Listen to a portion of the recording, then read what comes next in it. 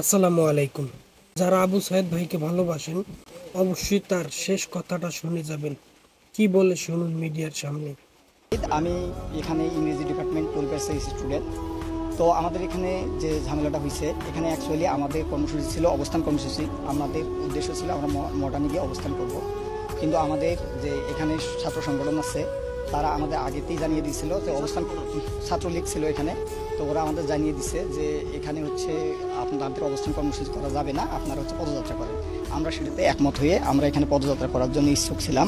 কিন্তু তারা পরবর্তীতে আমাদের আরও ফোর্স করে আমাদের যে সবার সাথে কথা ছিল আমরা হচ্ছে পদযাত্রা করে চলে আসব।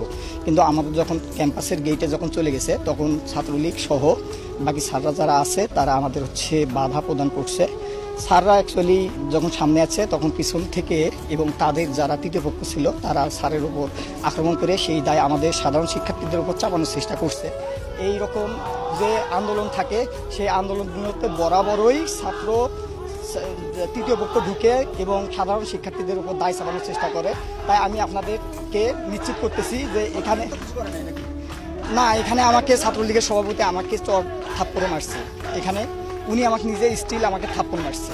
এখানে কথা হচ্ছিল আমাদের এখানে আমাদের গত 9 দিন ধরে এখানে আমরা অনুষ্ঠান করতে সমাবেশ করতেছি। এখানে কোনো প্রকার আমাদের সাধারণ শিক্ষার্থী বিশৃঙ্খলা করে নাই, কিন্তু ওনারা আসার কারণেই এই বিশৃঙ্খলা হয়েছে। এই দায়ভার